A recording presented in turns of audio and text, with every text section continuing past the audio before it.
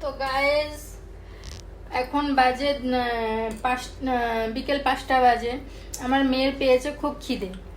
তো দেখো গাইস, ও নিজে নিজেই ম্যাগি করে, ম্যাগিটা 2 মিনিটের কাজ, তো ও নিজে নিজেই ম্যাগিটা করে নিতে পারে। দেখো গাইস, ম্যাগি করে আরামসে খাচ্ছে। আর আমার জন্য মানে ম্যাগি করে এনেছে, বলছে মা তুমিও খাও। তো গাইজ, আমার মেয়ে ম্যাগি করে এনেছে, আমার খুব খুশি, কারণ মেয়ে শিখে গেছে ম্যাগিটা করার জন্য না।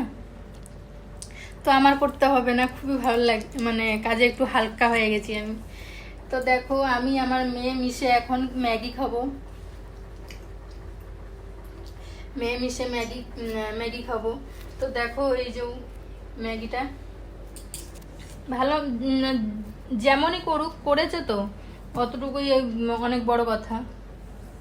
আস্তে আস্তে সব মানে পুরোপুরি ভালো মতো শিখে যাবে।